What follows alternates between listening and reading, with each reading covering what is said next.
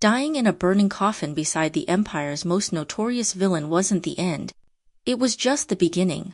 Reborn 7 years in the past, our female lead wakes up right in his bed. This time she is completely done playing the perfect victim. She will crush the treacherous crown prince and turn that dangerous madman into her loyal groom. Hi, welcome to Moonlit Love Stories.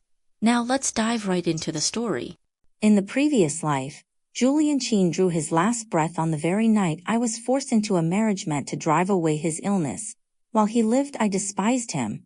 I hated him for imprisoning me within the cold walls of his estate, and for tearing me away from my betrothed, the crown prince.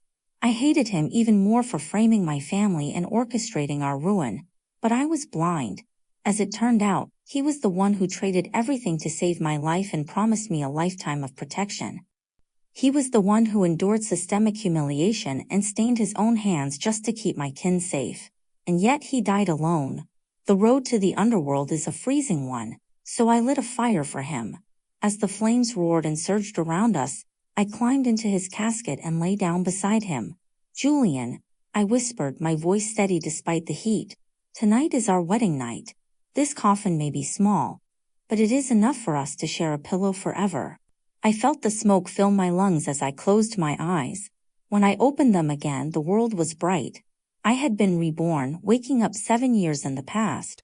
Beside the bed, a handsome young man sat with a lazy, calculated grace. He looked down at me, his gaze freezing and sharp. "Throwing yourself into my arms and offering up your bat?" He let out a dry, mocking chuckle. "Tell me, Miss Sue, since when did you become so enlightened?" In this life, I finally laid eyes on him again. The young man who would eventually hold the entire world in his palm, yet die far too young. This was the year my half-sister Myra, desperate to drag my reputation through the mud, drugged my wine and had me carried into the bed of the notorious black sheep of the Qin family, Julian Qin. I reached out, my fingertips grazing Julian's cheek. His skin wasn't the deathly, frozen gray I remembered from his casket, nor was it the sickly, translucent pale from the years he spent wasting away on a sickbed. Right now he was breathtakingly handsome, so vibrant he felt like a dream I might wake from at any second. I gave his cheek a playful little pinch. His skin was so fair that even though I barely used any pressure, a faint pink mark bloomed instantly. Julian's expression shifted immediately. "What is the meaning of this, Miss Sue?" He caught my wrist, his grip firm. His voice was deep and steady, but I could hear his breath hitching ever so slightly. "You've been clinging to me long enough. Haven't you had your fill? Now you're getting handsy." His grip stung a little, forcing me to pull back, though I couldn't bring myself to look away. I stared at him, drinking him in. He wore a loose, moon-white robe, the chest of which I had wrinkled during our proximity. He smoothed the fabric with a careless, practiced motion, looking perfectly composed. He was so cold, so distant, nothing like the man he would become. But then again, Julian was only 17 this year. He hadn't yet grown into the terrifying, power-hungry tyrant the world would come to fear. Right now, he was just a young wolf who hadn't yet tasted blood.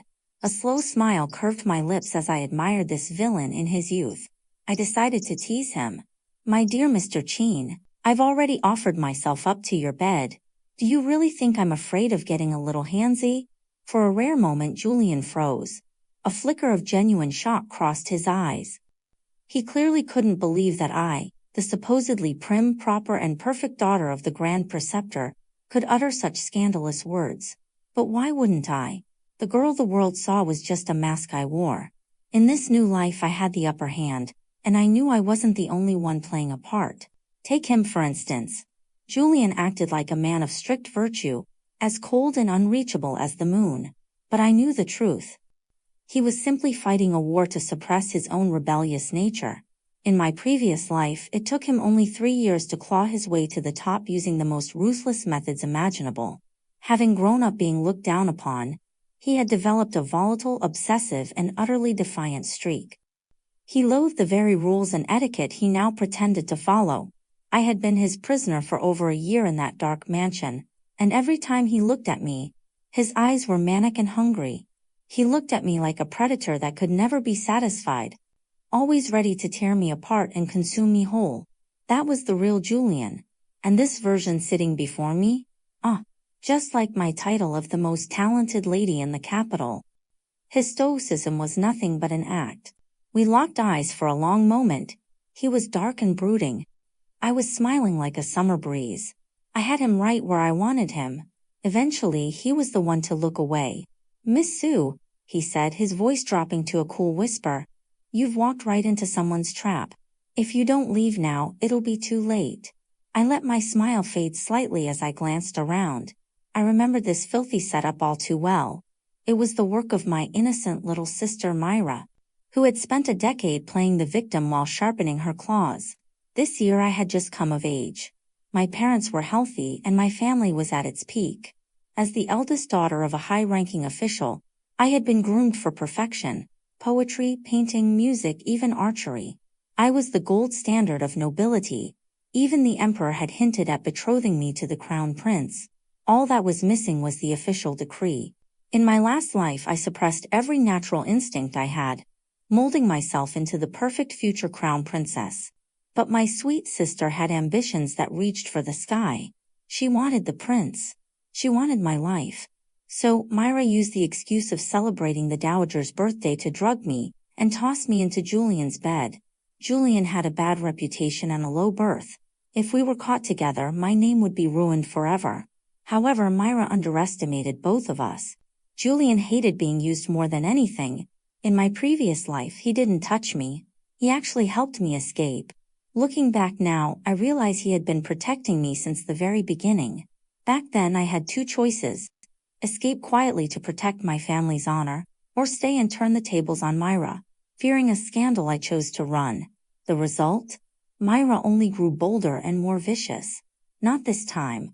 I looked up at Julian and smiled. "Mr. Qin, since the stage has already been set, why don't we just have a cup of tea and wait?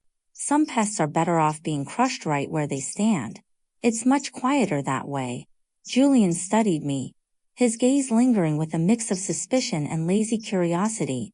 "Aren't you afraid that getting involved with me will drag you into the mud?" I picked up a teacup from the table, my lips tilting upward. "Save it, Julian. You would never drag me into the mud." I used to think he would. I used to think he was my ruin. But later, I learned that the world he gave me was the only pure, safe haven I ever had.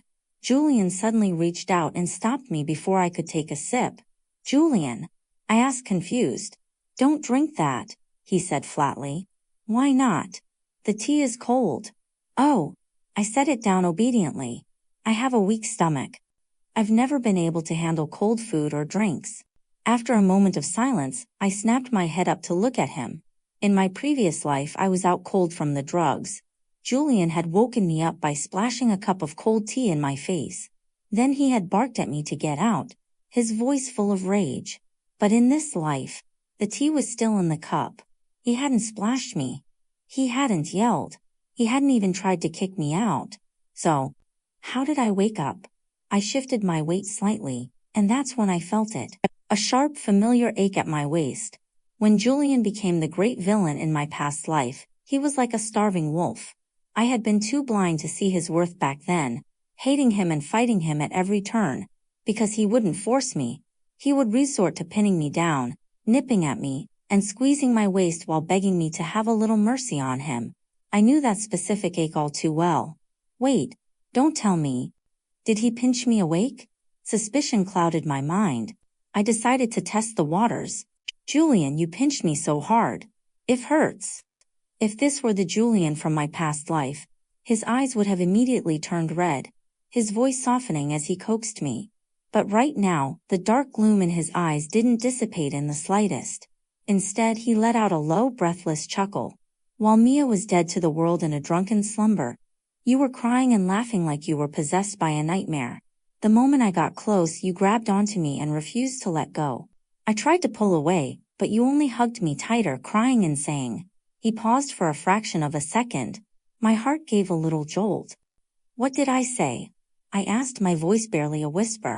Julian's voice was incredibly deep, and a mocking smirk played at the corner of his lips. "You said that since we couldn't share a bed in life, we absolutely had to share a grave in death. You also said the road to the underworld was freezing, and you wouldn't let me walk it alone. You were coming with me. I was left completely speechless. His gaze shifted to the teacup on the table. I originally planned to wake you up with cold tea, but the more you spoke, the more ridiculous your words became, and the tighter you held me. So I took physical action. I may have used a bit of force, but it was all to help you escape your nightmare as quickly as possible. I stared at him, carefully dissecting every single word he just said. Astonishingly, I couldn't find a single flaw in his logic. So he wasn't being intentionally gentle with me. I had just blindly stumbled into changing the events of my past life. In an instant, a crushing wave of disappointment washed over me. The faint light filtering through the window lattice hit the side of his face, making him look ethereal like an illusion. When he spoke again, his tone was light and slow, laced with a faint detachment that utterly shattered my hope. Your sleep-talking is quite amusing, Mia. However, I value my life very much. I am in no rush to walk the road to the underworld, so I won't be needing your company. I nodded slowly. He was right. Everyone values their life. No one wants to die. But this man, who supposedly valued his life so much, didn't even live past the age of 25 in my previous life. With my eyes stinging with unshed tears, I offered him a warm smile. I understand. You helped me today, Julian. From now on, I will pray for you every single day. I will pray that you live a long, long life, free from disaster and misfortune. Perhaps I sounded a little too sincere, making the whole thing feel surreal. Julian just stared at me, his gaze searching and probing. I didn't offer any further explanation. Instead, I smoothed out my clothes and adjusted my hairpin, sitting with perfect, dignified posture, waiting for my prey to arrive. I knew what was coming. Very soon, Myra would calculate the perfect time to lead the crown prince right to me. Sure enough, less than 10 minutes later, a massive crowd surged forward, blocking the doorway to Julian's room. The latch was unfastened, so they burst through the doors with effortless ease. From the hallway, the first voice to ring out, feigning perfect confusion, belonged of course to Myra. Sister? Why on earth are you sleeping in Julian's bedroom? Living this life anew, I took a fresh look at Myra. Even though she was born of a concubine, her birth mother died early, so she was raised right by my mother's side. We grew up together. My mother never once mistreated her. As the eldest legitimate daughter, I looked out for her in every way possible. Whenever I received new dresses or jewelry, I never forgot to share them with her. Yet she rarely ever wore the things we gifted her. She favored plain white dresses and the lightest touch of makeup, wearing simple wooden hairpins and unadorned jade rings. She was skilled at brewing tea, and whenever she did, she would recite verses about rejecting wealth and power, claiming to only admire the simple flowing rivers. I used to think she simply had a detached personality, indifferent to the world's struggles, which was why she disliked vibrant silks and flashy colors. But I was wrong. She just understood the power of playing the weak, impoverished victim from a very young age. The more obedient and sensible she acted, the more painfully plain her clothes were, the more people pitied and adored her. Furthermore, there was an old saying, nothing makes a woman look more delicate than the stark white of mourning attire. Myra had mastered this art. She thought this frail appearance would trigger the crown prince's protective instincts. She actually believed the rumors that Prince Rowan was the most gentle and kind-hearted man in the world. I offered Myra a calm smile. What did you just say? She probably hadn't expected me to be completely unfazed, so her expression stiffened for a fraction of a second. But she had been putting on this act for over a decade. She was determined to win this round, and she certainly wasn't going to give up easily. Her expression seamlessly morphed from confusion to shocked anger. Her eyes even welled up with tears, as if she were genuinely heartbroken for me. Sister, you were drunk. You should have gone to the guest room to rest. How could you sleep in Julian's private quarters? Smack. I slapped her right across the face. Half of her cheek instantly turned a fiery red, a thin scratch from my fingernail welling with a bead of blood. She stared at me, frozen in absolute disbelief. The crowd of onlookers instantly fell dead silent. I casually rubbed my stinging hand. Which eye exactly saw me sleeping in Julian's room? Our father and mother have always taught us to be cautious with our words and actions when we are guests in another's home. I merely came here to borrow a copy of the regional chronicles from Julian. Yet, you parade a crowd here, loudly declaring that I am drunk, and spout absolute nonsense the moment you open your mouth. Are you trying to ruin your dear sister's reputation? Or are you trying to bring shame to our entire family? Tell me, did you not deserve that slap? I stood tall, my conscience perfectly clear. In Myra's grand plan, I was supposed to be dead to the world in this room, completely at the mercy of her dirty slander. Or even if I had woken up, she expected me to act like I did in my past life, swallowing my pride for the sake of the family's honor, refusing to expose her in public, and keeping our sisterly feud hidden in the shadows. But instead, I had made myself perfectly presentable and sat here quietly, waiting for her trap to spring. People weren't blind. At this very moment, the bed in Julian's room was perfectly made. My clothes were immaculate, without a single wrinkle out of place. The people gathered outside the door were all from high-ranking noble families. Who among them hadn't witnessed the dirty, underhanded schemes of a wealthy household? With just a slight nudge from me, they would connect the dots themselves. I purposely said it out loud so these nobles would realize one glaring fact. They had all been used as pawns by Myra. From this day forward, they would never believe another word that came out of her mouth. Sure enough, as I cast a cool glance over the crowd, I saw their faces darken as the realization of being manipulated set in. Myra, stinging from my slap, let a flash of pure hatred slip into her eyes. But in the next blink, she was back to looking deeply wronged and pathetically pitiful. It was a shame for her because no one was going to speak up in her defense anymore. One by one, the guests made their excuses and dispersed. The surroundings grew incredibly quiet. Myra looked up at the crown prince with tear-filled eyes. "Your Highness." She trailed off, letting her silence speak volumes. Prince Rowan didn't respond to her. Instead, he walked straight up to me and asked softly, "Mia, does your hand hurt?" Myra stared at the prince in absolute shock, biting her lip so hard it nearly bled. She definitely hadn't expected this. Rowan was always so gentle, always taking such good care of her. Yet, here she was, having just been slapped by me, crying so miserably, and the prince was turning a completely blind eye to her suffering. He only cared if my hand hurt. I looked at him, feeling like an entire lifetime stretched between us. Crown Prince Rowan. He was brimming with talent, his looks as refreshing as a spring dawn, possessing an otherworldly elegance. Today, he wore a magnificent deep purple robe. His strong brows and deep eyes formed a face of handsome, gentle perfection. Everyone in the world said that Rowan had a mild temperament and was destined to be a benevolent ruler. In my past life, we were childhood sweethearts, carrying the weight of my family's honor. I had sworn to be his perfect crown princess, and eventually, his perfect queen. I had dreamed of standing by his side, watching over a vast, prosperous empire together. But in the end, it all turned into a sick joke. Who could have ever imagined that this gentle man, this man who was currently asking if my hand hurt after I slapped someone, would one day murder my younger brother, confiscate my family's estate, and slaughter the entire Sioux clan? But right now, your palm is all red, Rowan murmured. He cradled my hand in his, rubbing it gently with his thumbs. He looked as if his heart was aching for me. It was almost laughable. Even now, I still didn't quite understand how he could fake the tenderness in his eyes so perfectly. Rowan's fingertips were slightly cool, like the first melting snow in a mountain stream. It was a pity. What I needed now was a raging fire that could actually warm me.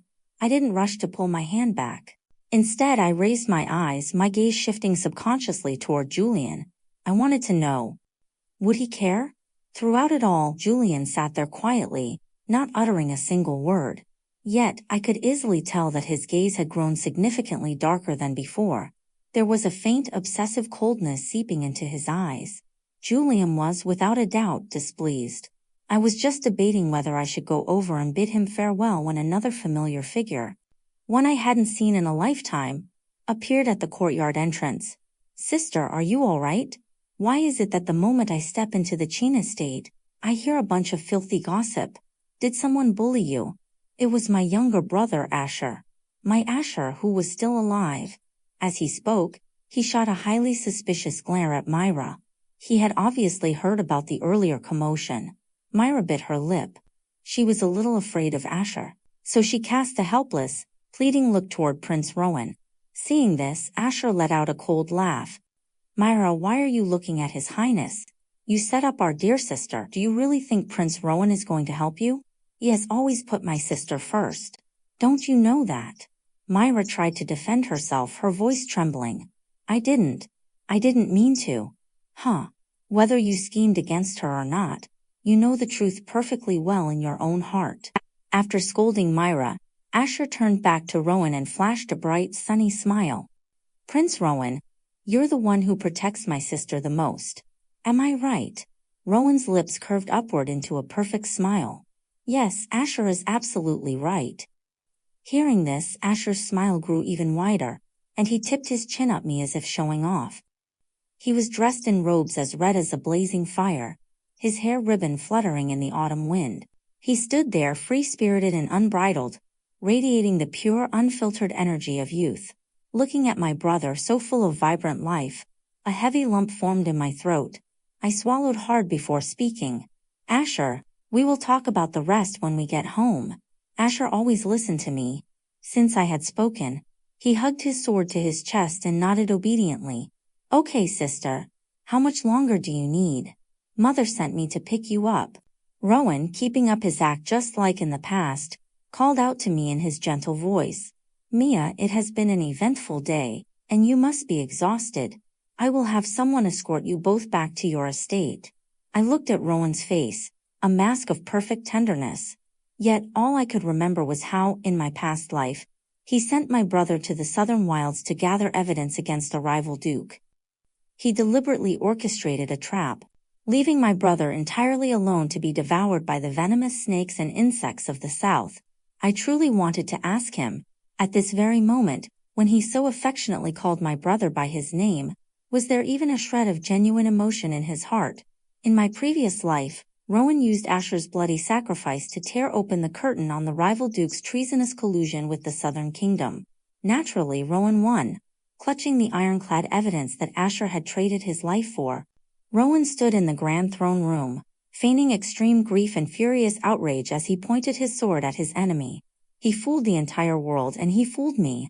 The truth was, he was the one who released those venomous beasts. He was the one who laid that inescapable trap.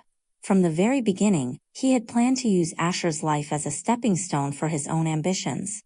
But Asher grew up right alongside him. Asher had followed him since childhood, revering him like a god, calling him brother. Asher trained relentlessly with his sword just so he could slay Rowan's enemies.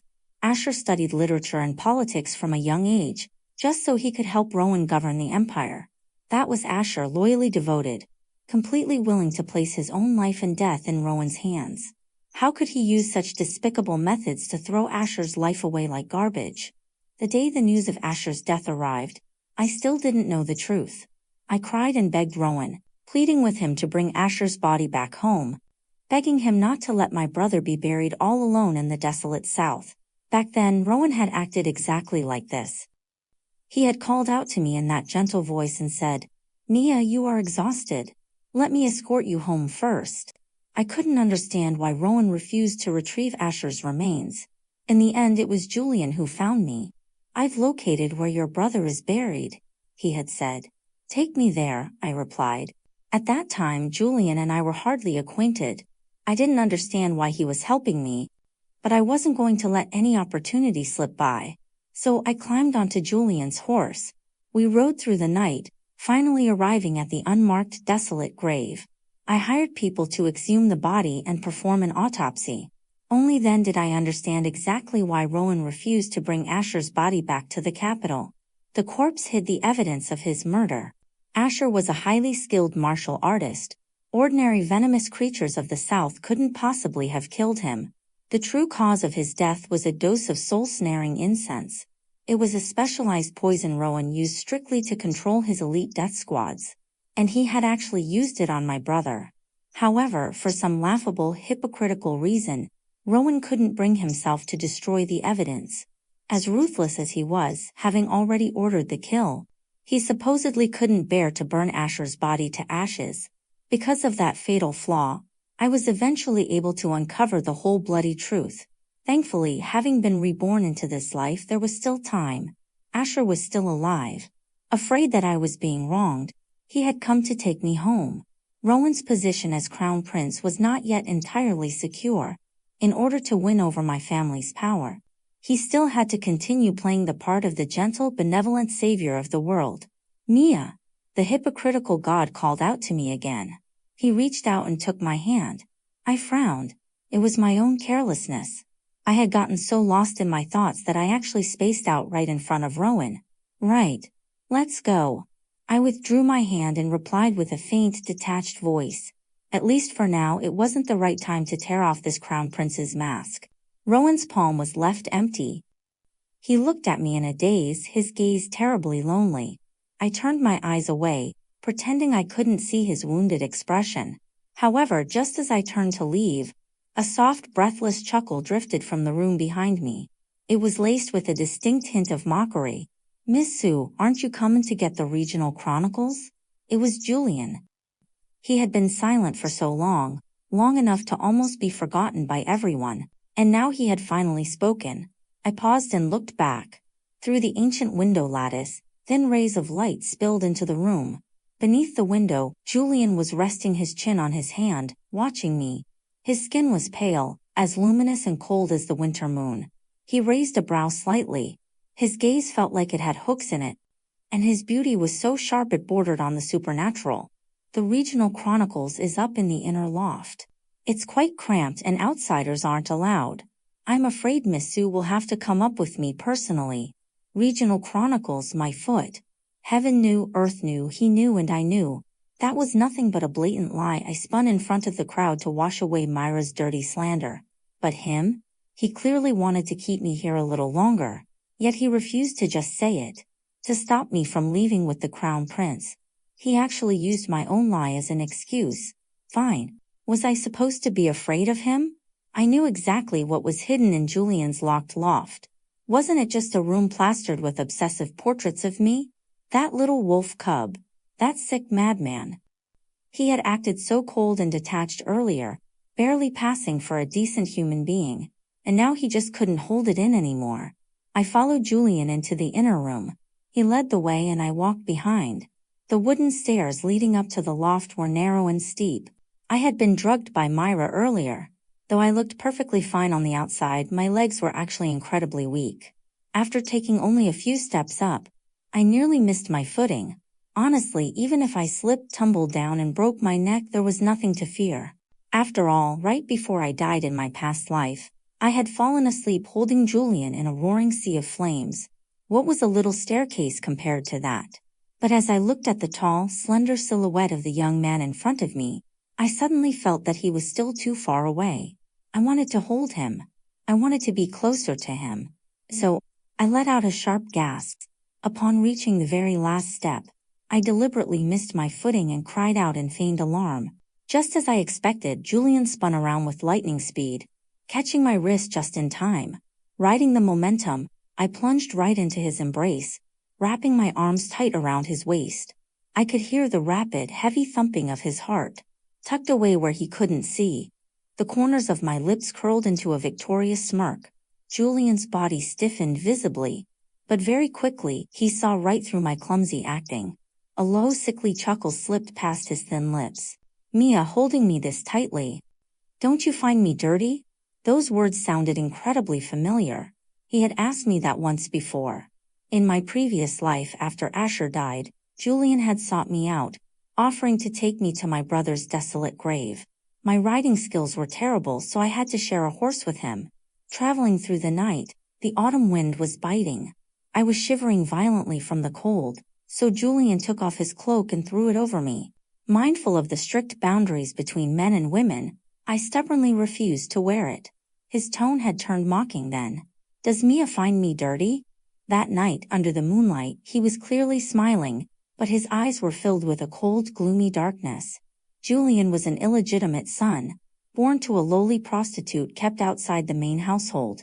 The Qin family was a prominent noble clan that had weathered the storms of 4 dynasties, producing noble consorts and prime ministers.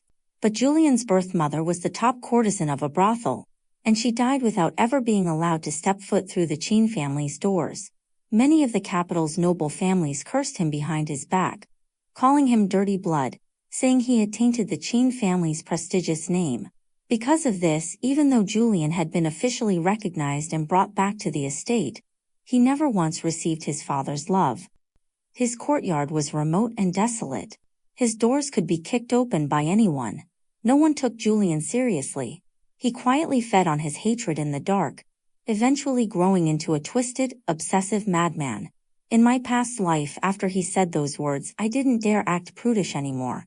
I clamped my mouth shut, wrapped his cloak tightly around myself, and obediently shrank into his embrace. He gripped the reins and held me close, enveloped in his warmth with the howling wind and pounding hooves roaring in my ears. My heartbeat was a mess, but my body was no longer cold. In this life, he asked me again. He asked if I found him dirty. I pressed my lips near his ear and spoke, emphasizing every single word. Julian, you are not dirty. You are cleaner than anyone else. I felt his breath hitch as I continued. The one who is dirty is your father. He dirtied your mother's body, and he dirtied your life. The ones who are dirty are those snobbish fools who trample on the weak. Their brains have long been filled with sewage, and their filthy mouths don't even deserve to speak your name. Julian, this estate doesn't deserve you. Leave this place early, won't you? A long pin-drop silence followed. The air felt incredibly thick. Suddenly, Julian buried his face into the crook of my neck. His breath was hot against my skin, feeling both like a tease and a joke. Ha! Maya praises me so highly. Whatever should I do to repay you? It's simple, I smiled. When I want to kill, you can be my blade. When I want to save someone, you can be my medicine. And when I want to marry, you can be my groom. Julian pulled back and stared at me intently. His pupils trembled slightly, and his deep phoenix-like eyes grew unimaginably dark. Your blade, your medicine, your groom? No matter how cold and silent Julian pretended to be, the obsessive madness in his bones simply couldn't be hidden. In those eyes, a crazed, delirious affection was clearly surging. I straightforwardly reached out and pushed the door to the loft open. Julian, stop pretending. Haven't you had your eyes on me for a long time now? This room inside is completely filled with portraits of me. Am I right? With a creak, the door swung open. But I was utterly dumbfounded. Where were the paintings? There wasn't a single portrait of me. The fading light of the setting sun filtered through the window lattice, illuminating neat rows of books and scrolls lining the shelves. Wait! In this year, have you not painted them yet? I couldn't help but mutter out loud. I turned back to look at Julian, feeling incredibly awkward. The pale, gloomy young man raised an eyebrow, a wicked smirk playing on his thin lips. So, Mia wants me to paint portraits of her? And you want me to fill this entire room with them? I swallowed hard. This was a massive misunderstanding. Julian reached up to a high shelf, pulled down a copy of the Regional Chronicles, and placed it into my hands. Taking it, I immediately turned to flee, but Julian suddenly grabbed me. He cupped my face in his large hands. The corners of his eyes were flushed a deep fever of red. His gaze was burning with a sick, obsessive paranoia, and his voice held a dangerously seductive, bewitching edge. How did Mia guess what was on my mind? If I fill this room with paintings of my Mia, then Mia will belong to me. Wouldn't that be wonderful? I'll start painting tomorrow. How about it? Mia? My Mia. A young madman was still a madman. Julian murmured wild, unapologetic words of devotion. My name, constant, desperate prayer on his lips. His voice grew progressively hoarser, his tone dropping to a breathless whisper. I tilted my face up and saw the abyss-like desire turning in the young man's pitch-black eyes. Julian, you really knew how to put on an act back then. I pressed my lips to his cheek, planting a light, fleeting kiss before quickly pulling away. Julian froze in shock for a fraction of a second. Soon, the flush at the corners of his eyes deepened. When he spoke again, his voice was impossibly rough. Were you a little pharaoh kitten in your past life, Mia? You hook a man's heart, tangle it all up, and then refuse to take responsibility. His question was a messy contradiction, helpless yet aggrieved, subservient yet wildly bold, bewildered yet agonizingly restrained. I didn't answer. I merely smiled, watching him with playful amusement. I never actually knew when Julian had first set his sights on me. At this moment, did he already consider me his private property? If so, he must have zeroed in on me much earlier. I thought back carefully. In the years before my coming-of-age ceremony, my paths had crossed with Julian's only about 2 times. The first time was on a winter day. A heavy, beautiful snow had fallen that year. I took my mate out to admire the snow, looking for a quiet spot, but stumbled upon Julian instead. He was being pinned down in the snow and ruthlessly beaten by several young noblemen. Shocked and furious, I raised my voice and ordered them to stop. Recognizing who I was and wary of the Grand Preceptor's estate, they finally backed off and scattered. Julian's gaze was dark and cold. He kept his expression rigidly tense, stubbornly refusing to show any weakness.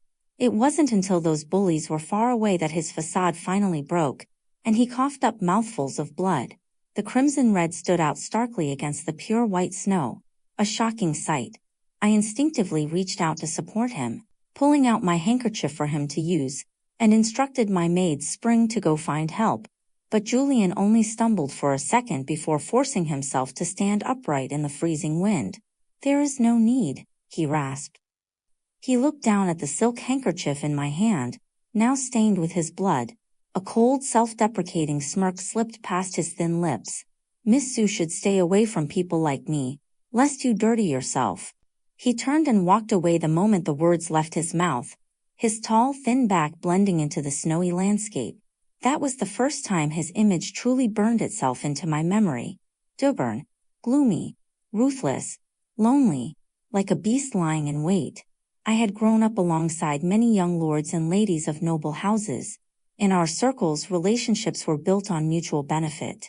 People looked down on Julian so naturally, no one wanted to get close to him. The hopeless, illegitimate son born to a lowly prostitute.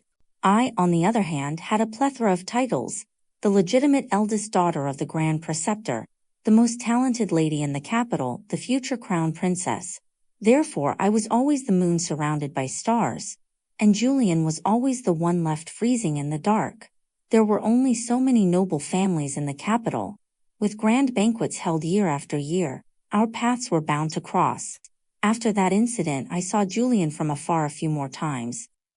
He would always sit quietly in some inconspicuous corner, indifferently watching the distant noise and revelry, a fleeting look of disdain occasionally flashing through his eyes. There were moments when our eyes met. I would offer him a polite, gentle smile. He would simply avert his gaze, completely cold and aloof. People would mock him behind his back. They said his face was too bewitching, looking exactly like his courtesan mother, claiming you could tell at a glance he was born of cheap blood. It always irritated me to hear it. At times like those, my title as the capital's top scholar came in handy. I would put on my most quiet, virtuous demeanor, smiling without showing my teeth, and politely remind them, "Gossiping about others is truly unfitting for gentlemen and ladies. Please mind your words. Rather than speaking of others' shortcomings behind their backs, it is better to sit quietly and reflect on your own faults." Sometimes, when I was completely fed up, I would curl my lips into a lazy smile and tell them a little story. I've heard that the underworld is divided into 18 levels. The very first level is the hell of tongue-ripping. Anyone who sows discord, gossips excessively, slanders others, or lies will be cast into this level after death.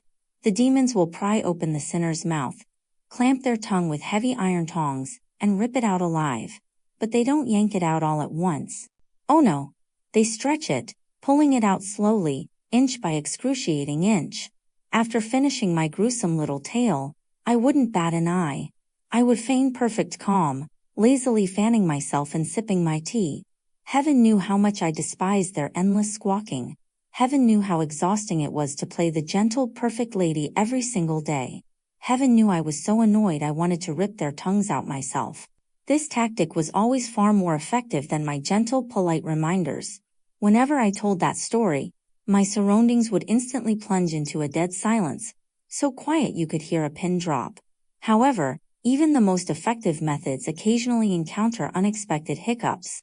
That one time, after hearing my lecture on the hell of tongue-ripping, the gossips all paled and clamped their mouths shut. But then right behind me I heard a faint breathless chuckle.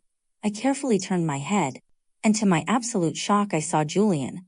I had no idea when he arrived, but he was standing right behind me. His deep eyes were locked onto mine, a faint unreadable smile playing on his lips. There was nothing more awkward in the world than this. Terrified that he would misunderstand, I hurriedly tried to explain. Julian, I wasn't gossiping about you behind your back, I was just. But Julian didn't even wait for me to finish. His thin lips parted and he called my name. Mia. I blinked a little dazed. Yes. He took a step closer and asked, if the hell of tongue ripping is only the first level, then what about the other 17? What kind of hells are they? Caught off guard, I automatically answered. The second level is the hell of scissors. The third is the hell of trees of knives. The fourth is the hell of mirrors of retribution. And then, as I was rattling them off, I realized something was terribly wrong and snapped my mouth shut. I carried the title of the capital's top scholar. I was supposed to be reading the elegant essays of sages and philosophers. The tales of the 18 levels of hell were something I had secretly read in bizarre, unofficial folklore books. Dropping one casual sentence to scare people was fine. But if I kept listing off these morbid, gruesome details, it would completely destroy my refined image. I felt a flash of irritation and secretly glared at him. I had just been defending him in the shadows, and here he was trying to dig a hole for me? But Julian simply curled the corners of his lips. If only there comes a day when I can hear Mia tell the stories of all 18 levels to the very end. That would be wonderful. That was the extent of it. Before my coming-of-age ceremony, those were my only 2 real interactions with Julian. The first time, I stumbled upon him at his lowest, bloody and battered in the snow. The second time, he saw right through my perfect virtuous facade. So, did this little wolf cub actually lock his sights on me all the way back then? I pulled myself from my memories, realizing the sun outside the window had already begun to sink. I slipped out of Julian's embrace, holding the copy of the Regional Chronicles he had given me. Flipping through it casually, I leaned against the doorframe and smiled. Julian, do you want to know what the 5th level of hell is? He looked down at me, his voice pitching up into a tantalizing drawl. Why, is Mia finally willing to tell? Instead I said, at the autumn hunt next month, if you and I team up and manage to beat Crown Prince Rowan, I'll tell you. At this year's autumn hunt, there was going to be an assassination attempt. In my past life, Prince Rowan played the hero, saving the emperor and earning boundless imperial favor from that day forward. But the truth was, Rowan had known about the enemy assassin's plans long in advance. He deliberately kept it a secret just so he could stage a rescue and claim the glory. And my half-sister Myra was even more wicked. During the chaotic escape, she actually pushed me right into the path of an assassin's blade, intending to have me killed. It was Julian who took that blade from me, turning around and slaughtering the assassin in the next breath. But the blade was poison. I still remember the sight of his blood-soaked robes. Thanks to that single strike, Julian was left with an incurable affliction in my past life. Even when he eventually reached the pinnacle of power and exhausted all the rare medicines in the world, his life was ultimately cut short. In this life, I was going to make both Myra and Prince Rowan pay for that blade. However, I had forgotten that this madman Julian had always been greedy. He leaned in close, a wicked smile playing on his lips. Mia, that's not enough. If I beat him, you have to tell me the story. On our wedding bed on our wedding night, his breathless whisper brushed against my ear, sending a wave of heat through me. I smiled and agreed. All right. Whatever you say. As I held the book and started down the narrow stairs, I heard Julian's voice call out from behind me. I'm suddenly starting to believe those sleep-talking words of yours, Mia. The reason you've suddenly changed your tune and started treating me so well. Is it because you left some regrets behind in that nightmare? I paused and looked back at him. A lifetime of sorrow and heartbreak was condensed into a single sentence. Yes. I had far too many regrets in that dream. Julian leaned lazily against the doorframe, his smile dangerously enchanting. It seems that truly wasn't a good dream. However, I have dreamt of Mia thousands of times, and Mia has only dreamt of me once. If you ask me, you should put away your worries, eat well, sleep well, and dream of me a few more times. Who knows? The next one might just be a good dream. My nose stung, and I found myself nodding in agreement. I knew he was still watching me, But I didn't dare meet his burning gaze again. I hastily agreed and practically fled down the stairs. I was terrified that if I stayed a second longer, I would burst into tears right in front of him. In my past life he had spoken plenty of words of love, but I had never really believed them, so naturally I rarely responded. I had seen him covered in blood as he slaughtered men. I had seen him chop off people's limbs with an expressionless face, tossing them into vats of wine to inflict the ultimate excruciating torture. Because of that, to the old me, his words of love sounded more like the ravings of a lunatic, especially after I learned exactly how he clawed his way to the top. In his youth, Julian suffered endless humiliation and abuse, accumulating countless injuries and illnesses. To bide his time and hide his true strength, he deliberately endured it all in silence. But in reality, he had been secretly studying, practicing swordsmanship, and recruiting talent since he was a child. In the shadows he assumed completely different identities, doing business with the capital's elite to amass vast wealth. The boy who seemed as worthless as mud had already built an empire of gold and jade in places no one could see. All he needed was one opportunity to soar into the sky. Opportunities could always be engineered, but the rest of his life was ruined by me. During the assassination at the autumn hunt, saving me might have just been a passing whim for him. Who could have known that while the blade was unremarkable, the poison was fatal? In just a few short years it sent him straight to the underworld. He truly suffered a massive loss on that deal. For the first few years, he managed to suppress the poison with medicine, pretending to be perfectly fine while recklessly manipulating power in the royal court. No one saw through his facade. As for me, it was the year my family fell from grace and I was banished to the lowest caste that Julian took me away. At the time, like most people, I had no idea that it was actually the final year of Julian's life.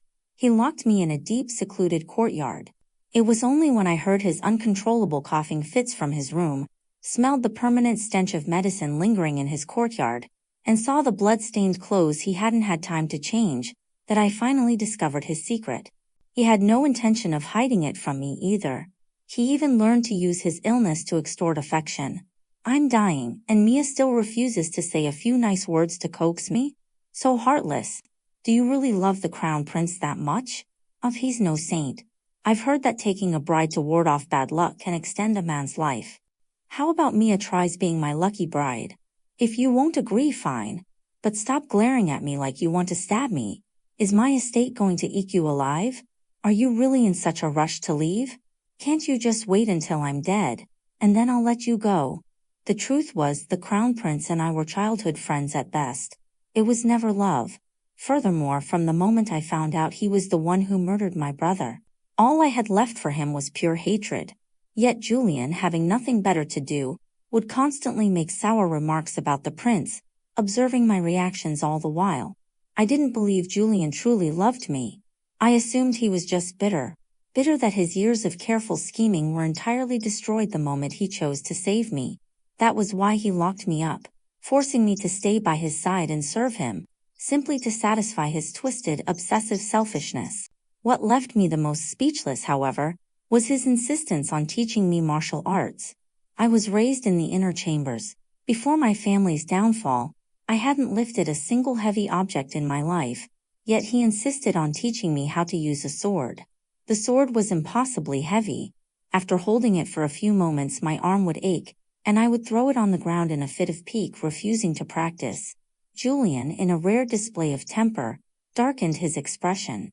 You say the dagger is too short and the sword is too heavy.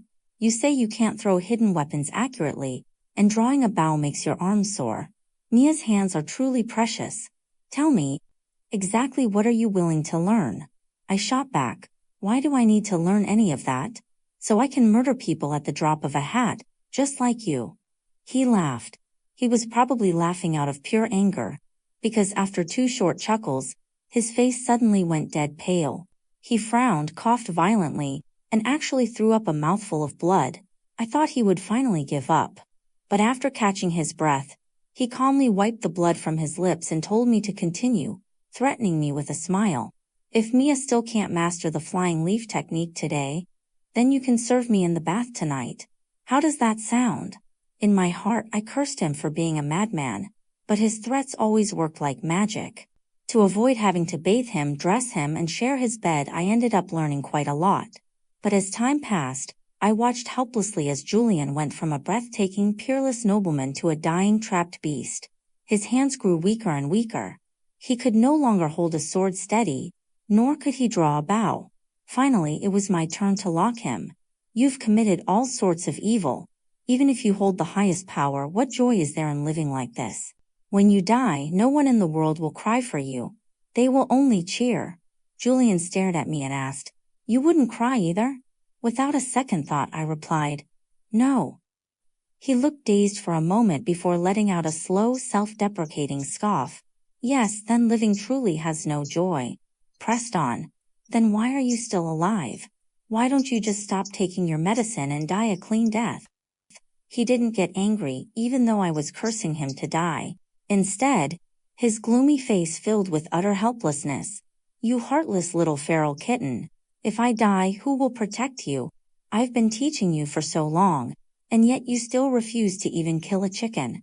If I don't slaughter every single person who wants to harm you, how could I possibly dare to die?" Usually he liked to call me Mia. He said it sounded like calling a cat.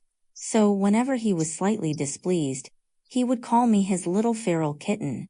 On the day Julian finally agreed to let me leave, he was nothing but skin and bones. He had to exert an immense amount of effort just to speak, yet his eyes still held a fierce, stubborn gleam. "After I die, you are not allowed to resent me or hate me anymore. Otherwise, I will turn into a vengeful ghost, visit you in your dreams every single night, entangle myself with you, and never let you have a moment of peace." Halfway through his threat, he suddenly stopped. Ultimately, he let out a bitter laugh, his eyes turning helplessly red. "Never mind. Rest assured, there are no ghosts in this world, and there will never be another wicked man like me left alive to make you hate him." Later I finally understood. Julian didn't revere gods or Buddhas, nor did he care about conventional good and evil, but he had his own code. He cloaked himself in the skin of the devil simply so he could walk through hell. The royal court was a chaotic battlefield of crushing power struggles. If something offended his eyes, he stopped murder with murder. He used the methods of a villain to eradicate the villains, fighting an endless, brutal war against those greedy, sickening souls. Out of all the people he slaughtered, not a single one was innocent. They were all monsters he dragged out from the shadows. Monsters who had harmed me and harmed others. The only difference was that they wore masks of hypocrisy. Even at the very end, when the entire world pointed their fingers and condemned him, he only offered a cold laugh. He didn't care. After all, he had been used to being spat on since childhood. After all, he never claimed to be a good man anyway. When I finally ran to him, dressed in red to be his lucky bride, it was too late. He lay on his sickbed, lost in a dream he would never wake from. He drew his last breath without ever seeing me in my wedding gown. I kissed his stiff, freezing lips, crying and whispering my apologies countless times. In that moment, I wished so desperately that ghosts were real. I wished his ghosts would come find me. On the carriage ride back to the estate, my mind was wandering. Asher's voice pulled me back to reality. "Sister, did that dirty bastard from the Qin family bully you? His reputation in the capital is absolute garbage. Prince Rowan didn't seem too happy seeing you with him. You should keep your distance." I looked at Asher. I wanted so badly to tell him that in his past life, he died at the hands of the Prince Rowan he trusted so deeply. And the one who traveled hundreds of miles to bring his body home was the very dirty bastard he despised. Perhaps noticing the dark look on my face, Asher finally dropped his arrogant tone. He looked at me cautiously. "Sister, are you upset?" I guided him with a question of my own. "Asher, if a day comes when the Crown Prince and I become bitter enemies, who will you choose?" Asher froze. Why would you ever become enemies with the Crown Prince? I lifted the carriage curtain, watching the bustling crowds flow past the window. The royal palace is dangerous, and the Eastern Palace is even more volatile. It's a place that eats people alive. And your beloved Prince Rowan has already been devoured. Asher gave me a meaningful look. "Sister, did you find out some inside secret? Do you not want to marry Prince Rowan anymore? Father said that during the mid-autumn banquet next month, The emperor is going to issue the official marriage decree. I let out a cold laugh. Don't worry. That decree will never fall on my shoulders. The assassination at the autumn hunt would happen before the mid-autumn banquet. In my past life, Julian used every ruthless trick in the book to tear apart my engagement to the crown prince. This time I would tear it apart myself. Upon returning to the Grand Preceptor's estate, my maids informed me that Myra had already been punished by father. She was forced to kneel in the ancestral hall. I heard she even got her palms caned and was forbidden from eating for 3 days, allowed only water and plain tea. Myra had originally rushed back to the estate early to seize the upper hand and play the victim first. What a pity for her. Since I dared to linger at the Qin estate, I had naturally made full preparations. Though I hadn't returned, my message had already reached my parents' ears ahead of time, delivered by Asher's personal servant.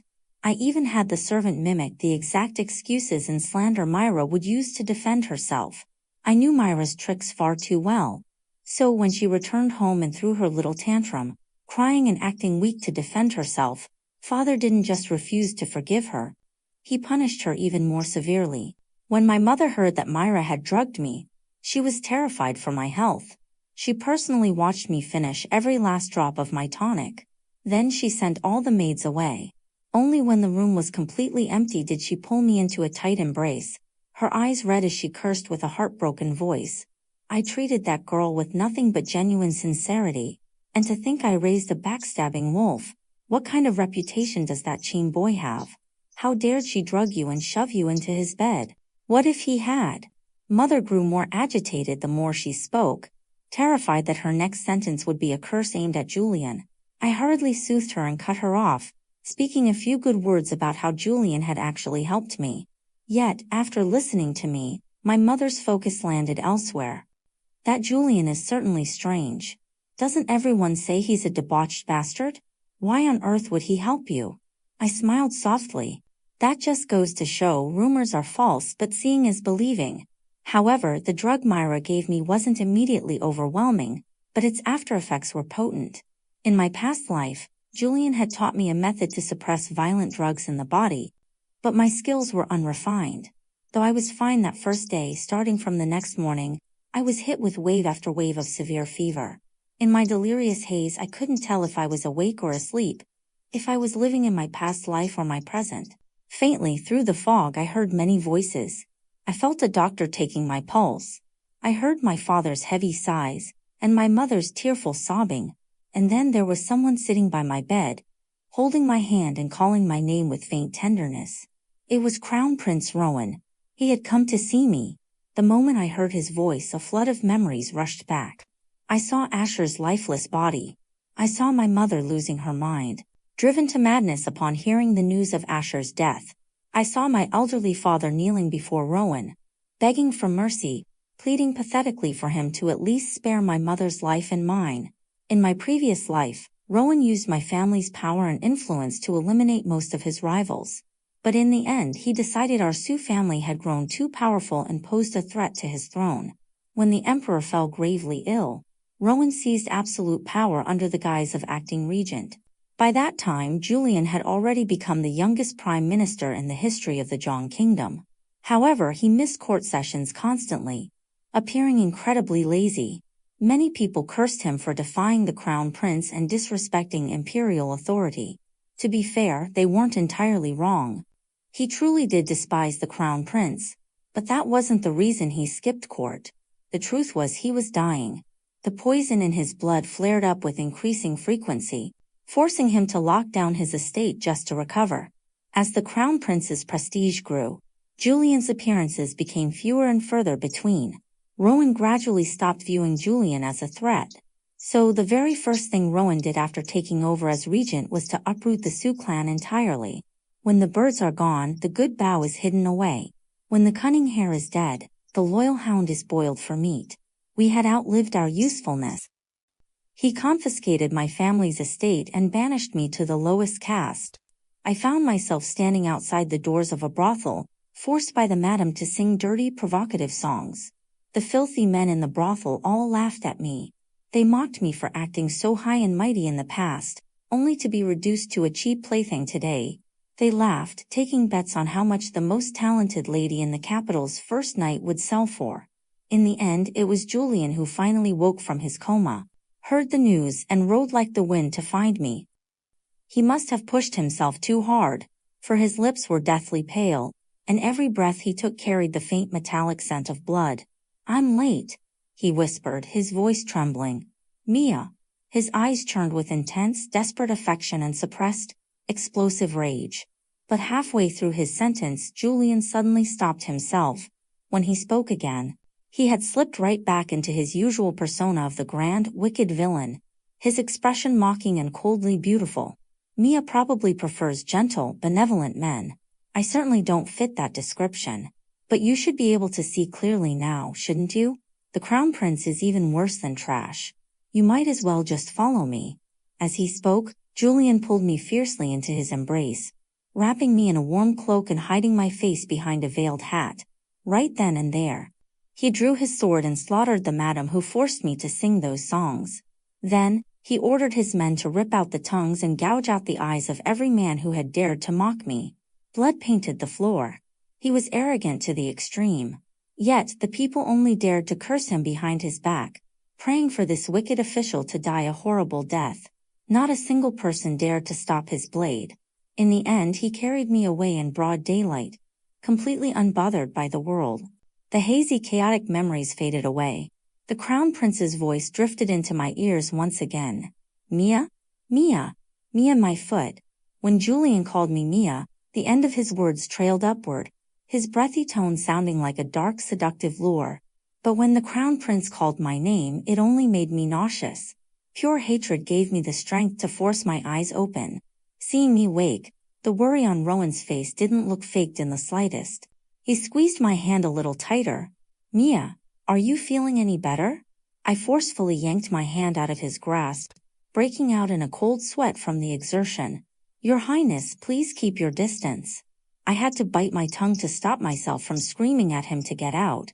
Rowan looked at me with complex eyes, his expression stiffening slightly. "Mia, what is the meaning of this?"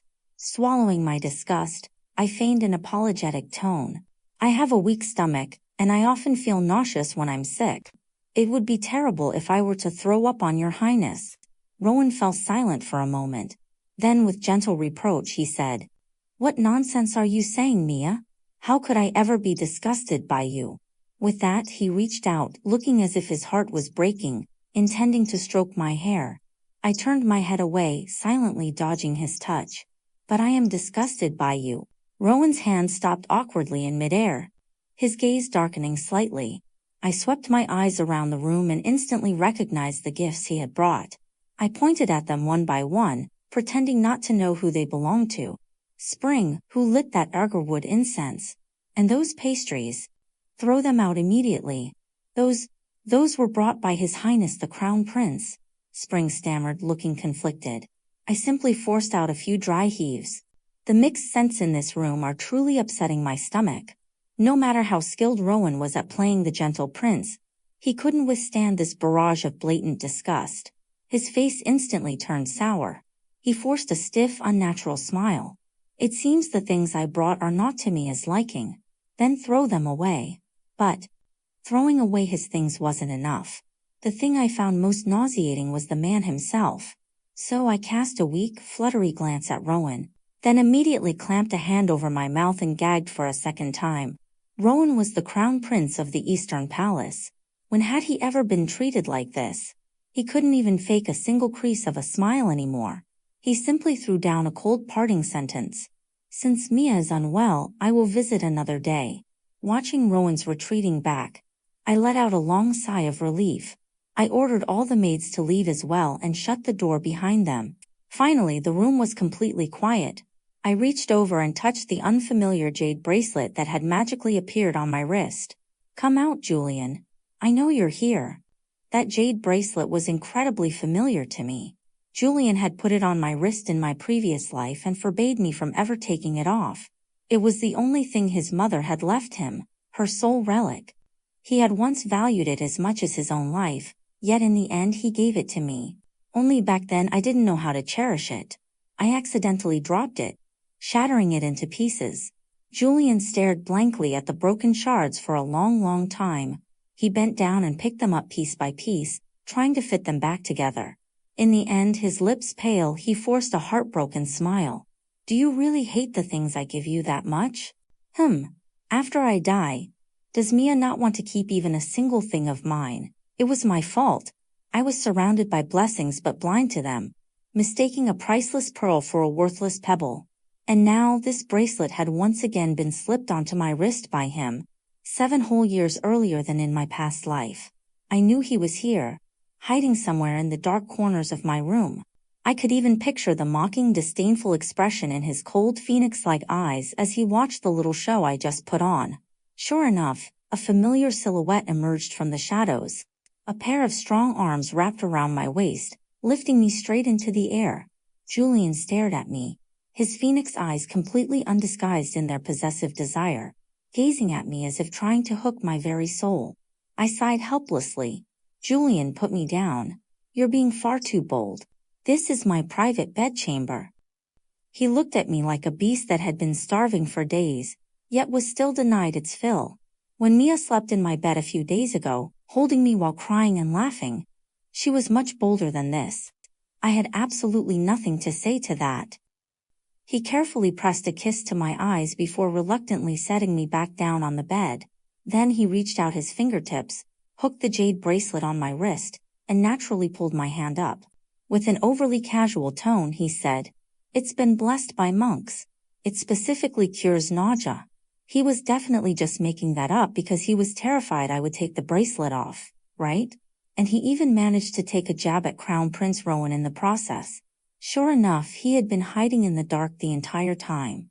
I knew he was faking his nonchalance. No one knew better than I did just how much he valued this bracelet. So I replied, "Is that so? Then I'll have to make sure to wear it properly. I wouldn't want to bump or scratch it." He froze for a second before letting out a breath of relief. Then, as if immensely pleased, the corners of his lips curled up. Mia, open your mouth. While I was still groggy and confused, he slipped a pill between my lips. The moment it hit my tongue, a wave of pure, concentrated bitterness shot straight up to my brain. My immediate instinct was to spit it out. But Julian, as if anticipating my reaction, leaned down and covered my lips with his own, sealing my mouth shut. My body went rigid, and I had no choice but to obediently swallow the bitter medicine, considering I was still sick and my face was now burning red. He finally pulled away, though he looked entirely unsatisfied. "Once you've recovered, we will continue." I lay gasping against his chest, glaring weakly at the sick little wolf cub. "Is Mr. Qin trying to turn himself into medicine to feed me?" He let out a low chuckle. "Mia truly understands my heart." Whatever. After taking his medicine, a heavy wave of exhaustion washed over me, and I grew incredibly drowsy. In my hazy state, I felt a strange sensation on the back of my hand. I lazily fluttered my eyes open. I saw Julian obsessively playing with my fingers. When he got particularly engrossed, he actually gave me a light bite. Both the Crown Prince and I have held Mia's hand. Which one does Mia like better? The moment I saw the look in his eyes, I knew this madman was about to lose control again. He was drowning in jealousy. I shot him a lazy sideways glance. "Julian, stop finding reasons to make yourself angry. Do you think your lifespan hasn't been shortened enough already?" This madman had an incredibly extreme personality. He never valued his own life, no matter what he did. In his youth he endured endless abuse, swallowing his blood and broken teeth, which left him with chronic pain and illness. When training his martial arts, he pushed himself to the absolute limit, completely ignoring the toll it took on his internal organs, resulting in countless hidden injuries. His natural lifespan was already far shorter than that of a normal person. All the gold, silver, and power he gained later in life were bought with his own blood and years. In my past life, taking that poison blade to save me had brought everything to a premature end. In this life, I wanted him to live as long as possible. Julian was stunned. He clearly hadn't expected me to know such a deeply guarded secret. He narrowed his phoenix eyes, his tone rising. "Mia's abilities are truly vast. Have you been secretly investigating my background?" I lazily reached up and stroked his cheek, teasing him on purpose. What, are you afraid of me now? His eyes grew impossibly dark, a cool smile touching his lips. Afraid of you? Huh. You mean afraid that now you know my life is short, you'll be disgusted and refuse to marry me? Does that count? TSK. The little wolf cub was pretending to be pitiful again. Shut up. What do you mean your life is short? I couldn't bear to hear him talk like that, so I shot him a fierce glare. If the crown prince displeases you, just kill him early. I don't know when Julian left. When I woke up after sleeping through the night, my high fever had broken, and my body felt completely recovered. Julian's medicine was truly effective. During the days I spent sleeping, the news of Myra attempting to frame me at the Qin estate had already spread throughout the entire capital. Needless to say, Julian's hand was definitely behind it. That madman always exacted revenge for the smallest grievances. In my previous life, he only held back because Myra was my sister. This time, seeing that we were clearly at odds, he had absolutely no reservations. Myra had finished kneeling in the ancestral hall, weak and exhausted. By the time she finally saw the light of day again, the world outside had completely changed. Under Father's strict orders, she came to apologize to me. After days of punishment, she was so frail it looked like a gust of wind could blow her over. Her face was deathly pale. Yet, the moment she saw me, her eyes turned as cold as a venomous snake's. Miyasu, you knew my plan all along, didn't you? You deliberately waited in Julian's room to set a trap for me. Interesting. She wasn't even pretending anymore. It seemed she had figured quite a few things out while kneeling in the ancestral hall. I casually admired the crimson polish on my fingernails. Myra, you went through all that trouble to harm me. Wasn't it just because you wanted to seduce Crown Prince Rowan? How about I just give him to you? Myra clearly never expected me to say something like that. She froze completely. When she finally spoke, her entire attitude had changed. Sister, what did you just say? So I only got to be called sister if I handed the crown prince over to her. No wonder in my past life, after Myra and I had been estranged for so long, she finally came to my room and called me dear sister in that fake, sickeningly sweet voice, right after I broke off my engagement with the prince over Asher's death. And when the Sioux family fell and suffered, she was the only one left completely unscathed, spotless and clean. She stood amidst the ruined courtyard, looking down at me from her high horse, arrogantly calling me an idiot. She said I was so stupid for guarding against everything, yet failing to stop her from sneaking into Father's study to plant those treasonous forged letters. My father was also her father. The Grand Preceptor's estate was also her home. I truly never expected that she would drag her own flesh and blood down just to curry favor with the Crown Prince. When I demanded to know why she would go to such extremes, she laughed like a maniac.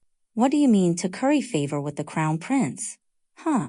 I simply wanted to use the Crown Prince's hands to destroy this entire estate. Do you remember how my mother died? She was thrown into that country manor and left to die of illness. And you people wouldn't even give her a memorial tablet. I hate Father, I hate you, and I hate your mother even more. I wanted all of you to suffer endlessly, to never be able to turn your lives around.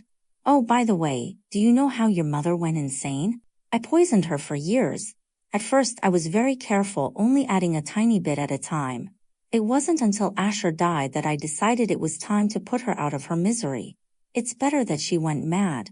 My mother went mad before she died, too. In her madness she screamed Father's name, and she screamed your mother's name, demanding that you all be buried with her. It was only then that I truly saw her for who she was. It turned out that the half-sister my mother and I had tolerated time and time again for the sake of blood didn't even deserve to be called human. Myra's birth mother, concubine Lou, had always been insatiably greedy. Jealous of my mother's position as the legitimate wife, she poisoned my mother while she was sick, nearly killing her. My father, despite taking a concubine, was at least clear-headed. After investigating and uncovering the truth, he knew a woman like concubine Lou could not be kept around. He ordered her to be beaten with canes and banished her to the country manor. That winter my mother, blessed by fate, managed to survive. Concubine Lou, however, went mad, fell ill, and eventually died out there. From that point on, my mother raised Myra by her own side. She taught her with all her heart, fulfilling her duties as a legitimate mother perfectly. But who could have known? Beneath Myra's obedient, sensible exterior, she had long been harboring a monstrous, towering hatred. She exhausted every scheme she had to get onto the Crown Prince's boat, and then she pushed all of her blood relatives straight into the abyss. In this life the board had been reset. I knew with absolute certainty that Myra was rotten to the very core, entirely beyond saving. I was sick to death of looking at her hypocritical face. It was strictly for the sake of the long game that I forced myself to swallow my disgust and play along. Listen to me, Myra. You really don't need to exhaust yourself scheming against me anymore, I said smoothly. Since you like Prince Rowan so much, I'll simply step aside and give him to you. When all is said and done, he is just a man. However, there is one undeniable fact. You are born of a concubine. The Emperor and Empress will never allow you to be his official crown princess. If you ask me, you should put your efforts into securing a spot as his secondary consort. Myra stared at me as if she had just seen a ghost, clearly struggling to believe her own ears. Mia, do you really not want to marry the crown prince anymore? I took a deep, steadying breath. Channeling the masterful acting skills I had learned from her in my previous life, I fed her own medicine right back to her. If the crown prince is going to drive a wedge between us as sisters, then I would rather not marry him at all. I let my eyes well up with tears, making my words look incredibly sincere. Myra stood frozen in place for a long moment. Finally, the corners of her mouth twitched. She let out a mocking laugh, looking at me as if I were the biggest fool in the world. Well then, I really must thank you, sister. In fact, since you are being so generous, why don't you go all the way? Set us up a few more times and help me secure that secondary consort position directly. I deliberately let a heavy silence fall between us. Then, pretending to be deeply stung by her audacity but struggling to maintain my dignity, I forced a strained smile. All right. Oh, Myra. I will help you, all right. I will help you straight into an early grave. I will help you straight down to hell. After that day, a pattern emerged. Whenever Prince Rowan came to visit me, Myra would shamelessly insert herself into the conversation. I never said a word to stop her. I deliberately gave her free rein to entangle herself with him. Eventually, I stopped leaving my chambers altogether, choosing to hole up inside with my books. It didn't matter anyway. Myra kept a hawk-like watch on the courtyard.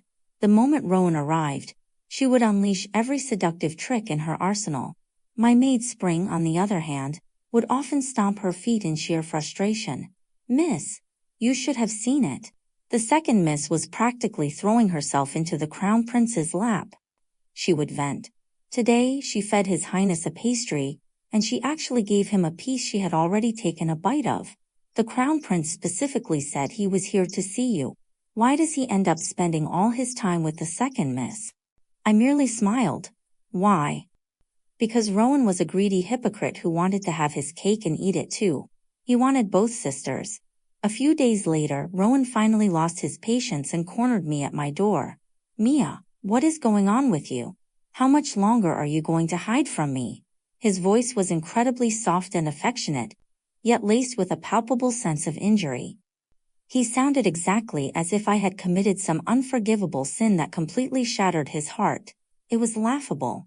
He was a flesh-eating demon hiding beneath the benevolent skin of a god. But it would be over soon. His golden days were rapidly coming to an end. Maintaining the flawless poise of a noble lady, I took a graceful, measured step back. The political climate in the royal court is highly volatile right now, and we are in a crucial period, I said reasonably. I was simply thinking that if I constantly monopolize your highness's time, outsiders might criticize you for neglecting your duties in favor of romance. Hearing this, Rowan's expression instantly stiffened. For him, frequenting the Grand Preceptor's estate was a calculated political move. He was carefully weaving a web of tenderness, intending to tie my family's power inextricably to his own. Truth be told, he had been calculating every step for years, pouring immense effort into building this flawless relationship with us. His facade had been practically watertight, but I deliberately chose to poke at his sore spot. I wanted to make him panic.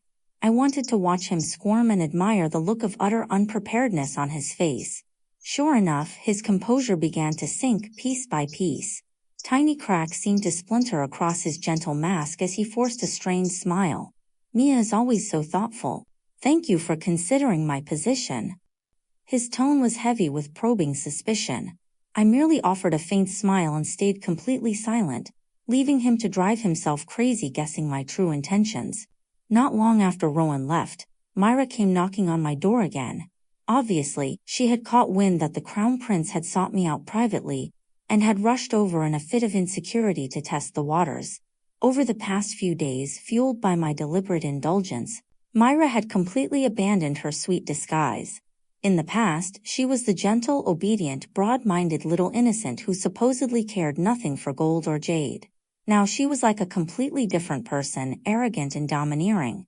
If a servant so much as breathed in a way she didn't like, she would raise her hand and strike them. She didn't even take our parents' reprimands seriously anymore.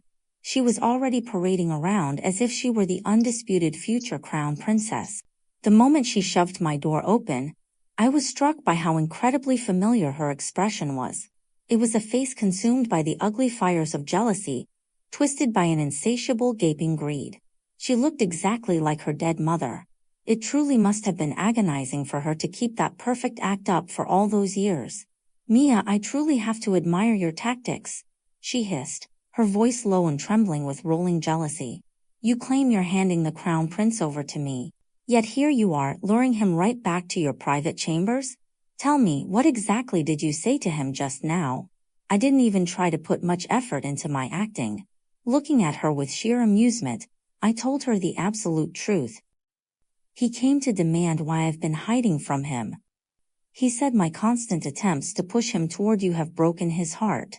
Myra's face instantly darkened. That's impossible. He clearly. She choked on her own words, abruptly cutting herself off. Naturally, it was time to give her a little push. Yes, he clearly likes you, I agreed smoothly. He allows you to flirt with him and he entertains your little games. But Myra, you simply aren't doing enough. All those little tricks you've learned, those are the cheap tactics of a low-class brothel worker.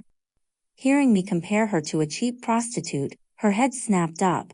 She glared at me with absolute venom, looking as though she wanted to tear me to pieces with her bare hands. However, her desperate need to hear the rest of my advice forced her to swallow her rage. Oh? Then tell me, she gritted out. What kind of tactic would you consider brilliant? I propped my chin on my hand and spoke in a slow hypnotic drawl. Quiet, subtle affection that slowly waters the soul over time is utterly useless against a man like the Crown Prince. What you need to give him is a shock.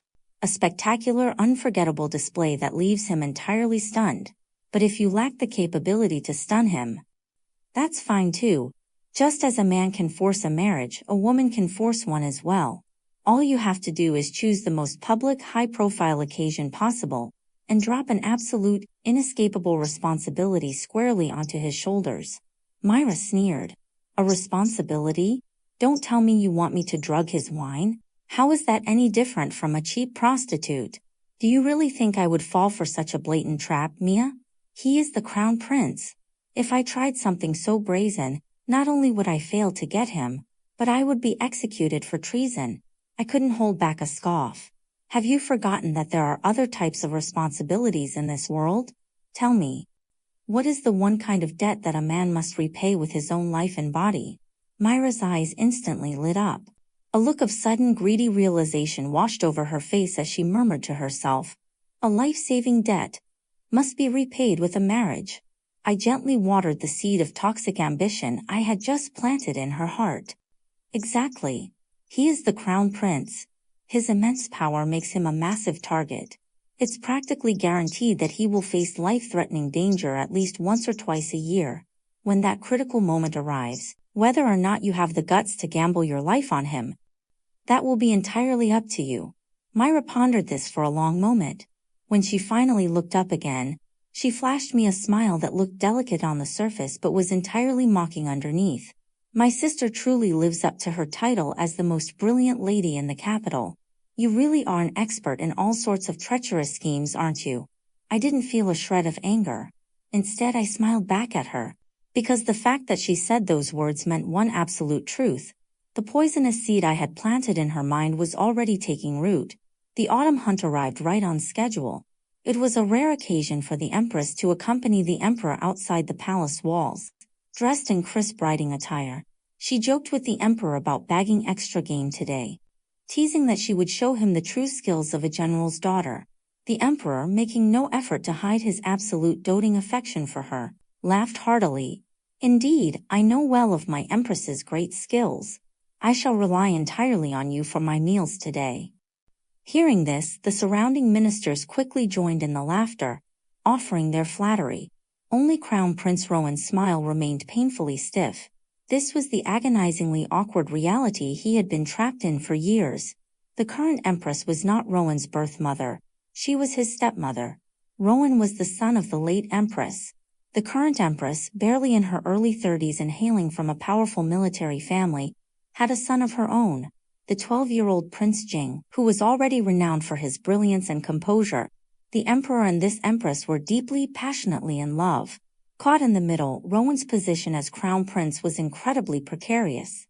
To secure his throne, he had exhausted every ruthless scheme imaginable, and slowly, piece by piece, he had schemed away his own conscience. Across the sea of people, my gaze found Julian. Just like always, he sat quietly amidst the deafening noise, his eyes carrying a pale, frosty chill. However, there was one difference today. He had brought his sword. Looking up, Julian caught my eye, and a faint smirk touched his thin lips. As I walked past him, he secretly hooked his pinky finger around mine. Terrified that the watchful eyes of the crowd would ruin my plans, I quickly shot him a sharp glare from the corner of my eye, silently warning him to behave. Outwardly, his face remained a mask of aloof detachment, but beneath his breath he lowered his voice, his tone an intoxicating blend of deliberate teasing and pitiful pleading. Inside my private loft, the paintings have already piled up into a small mountain. When will my Mia be willing to come take a look? The mere thought of those vivid, obsessively painted portraits sent a violent tremor through my heart. I took a deep breath. This madman. At a time like this, his mind was still entirely in the gutter. I secretly calculated the time, knowing that the assassins from the southern wilds were about to descend from the sky at any second. Don't get hurt, I warned him in a low, urgent whisper. Getting hurt meant dying. I had drilled this into his head countless times before. Perhaps my eyes betrayed too much genuine care and absolute severity. A breathtaking, soul-stealing smile bloomed on Julian's lips. He leaned in boldly, his breath brushing against my ear. Before I was Mia's medicine. Today I am Mia's blade. But I haven't yet become Mia's groom. How could I possibly bear to die? When this crazy, ruthless little wolf whispered sweet nothings, it felt like he was casting a dark, binding spell over my heart. But I didn't have time to dwell on it. The very next second, the deafening roar of slaughter crashed over us like a tidal wave. The hunting grounds instantly descended into absolute chaos, flashing with the deadly glint of blades. People were screaming for the guards, running blindly in terror, while assassins threw their lives away for a single strike. Amidst the overwhelming screams of death, Julian shot me one last smile. Be a good girl. Follow the plan, hide well, and wait for me. With that, he drew his sword from its sheath and launched himself into the carnage. But my plan was never to obediently hide. I let out a slow breath. This was the hunting ground I had been eagerly waiting for. Hide? Not a chance. I retreated to my original position, sweeping my gaze across the chaotic scene. First I found Crown Prince Rowan. Just like in my previous life, he appeared completely calm and collected as he fought off the attackers. Yet, a calculated, victorious smirk flickered across the corner of his mouth. In his eyes, these assassins were nothing more than prey, pawns he had deliberately allowed inside after thousands of meticulous calculations, all to serve as stepping stones for his own glory. Then there was Myra. She was sitting right beside me. The sudden, brutal slaughter had completely terrified her, and her immediate instinct was to turn and run. But I calmly grabbed her arm and shot her a pointed look. In a fraction of a second, she understood exactly what my eyes were telling her, and she froze in her tracks. She turned her head toward the Crown Prince. A feverish, desperate light ignited in her eyes, and she couldn't help but mutter aloud, "A life-saving debt. Must be repaid with a marriage." A life-saving debt. Exactly. She remembered. This very moment was the golden opportunity she had been desperately waiting for. Hidden in the shadows, I lowered my head, a thoroughly satisfied smirk curling the corners of my lips. In this life, I was no longer her primary target. Under my careful manipulation, the crown prince had become her prey. And in my eyes, the rest of the world faded into a dull, meaningless blur. The only thing left was Julian. His dark robes whipped furiously in the wind. He moved like a vicious demon clawing its way up from hell to collect souls, yet simultaneously like a divine savior descending from the heavens to deliver mankind. An assassin's blade closed in on the emperor's throat. In that terrifying, hair-raising split second, a flash of steel tore through the air. The assassin's throat was slashed wide open, dropping him dead on the spot. Julian had just saved the life of the Son of Heaven. The emperor stared at him, his voice trembling with the shock of having narrowly escaped death. "Whose son are you?" Julian stood calmly in front of the emperor, forming an impenetrable shield. With every step he took, a man died. Wherever his blade swept, crimson blood sprayed into the air like blooming flowers of fire, like sprawling deadly vines. Standing amidst the horrific bloodshed, he slowly spoke his name, his voice deep, cold, and utterly detached. "I am Julian Qin." In that moment, everyone stared at him in absolute disbelief. No one dared to believe that the notorious dirty bastard of the Qin family, the boy whose reputation had been rotting in the capital for over a decade, could be so ruthless and decisive. Even Julian's own father was left gaping in stunned silence. Everyone had always treated him like filthy mud in a dark gutter. Anyone who found him displeasing felt entitled to step on him. They had long forgotten that Julian was always meant to be this dazzling, untamed, and peerless young man. Not far away, Crown Prince Rowan was also staring blankly at the scene. In his grand plan, he was supposed to be the one stepping up to save the emperor. The sheer shock of the moment left him entirely dazed. But blades have no eyes. The moment you lose focus on a battlefield, you become a walking target. Seeing Julian guarding the emperor like an impenetrable wall, the assassins realized they couldn't break through. So they shifted their murderous sights entirely onto the crown prince. That was exactly when Myra made her move. "Your Highness, look out!" she screamed. With a look of absolute determination, she threw herself forward, taking a sword strike meant for the prince. Instantly, her dress was soaked in blood. Rowan snapped back to reality, staring in utter disbelief at Myra, who had collapsed into his arms. Shock washed over his face once again. "Why did you jump in front of me?" Watching this scene unfold from a distance, I almost wanted to laugh. I couldn't blame the prince for being surprised. He had spent years manipulating people's hearts, and in his eyes, Myra was probably nothing more than a pawn he could toy with at will. He had likely seen through her petty greed a long time ago. Even if the prince had anticipated his own death today, he never would have imagined that Myra would take a blade for him. Myra's calculations were quite clever. From my vantage point, I could clearly see that while the stab wound looked deep, it hadn't actually hit any vital organs. It was a pity. What she didn't know was that the blade was poisoned. She looked alive, but she was already as good as dead. The funny part was she had absolutely no idea. Her face twisted in agony, Myra didn't forget to seize the moment to confess her undying devotion. "Prince Rowan, I have loved you for so many years. To take a blade for you, I can die without regrets." The prince's face darkened as if he had just seen a ghost. He was rendered completely speechless. And right at that incredibly awkward moment, frantic shouts erupted from the crowd. "The crown prince is in danger. Protect his highness. Save the prince." The cries grew louder and more desperate. More and more guards rushed over to form a protective ring around the crown prince. As a result, the number of people guarding the emperor and empress began to dwindle. The emperor's face grew uglier by the second. I curled the corners of my lips. Rowan had been secretly forming factions for years. Having too much eager support in front of the reigning emperor was never a good thing. In a life-or-death crisis, when people's nerves were stretched to the breaking point, all it took was one planted voice to lead the charge with a shout, and the herd would instinctively follow. Everything was going exactly as planned. As for me, I was still waiting for someone. I closed my eyes, Finally, I heard the sharp whistle of wind breaking right behind my ear. He was here. The person I was waiting for was the very assassin who had tried to kill me in my past life. He was the one who injured Julian. The one who ultimately condemned Julian to a life of lingering illness and a premature death. He was right behind me.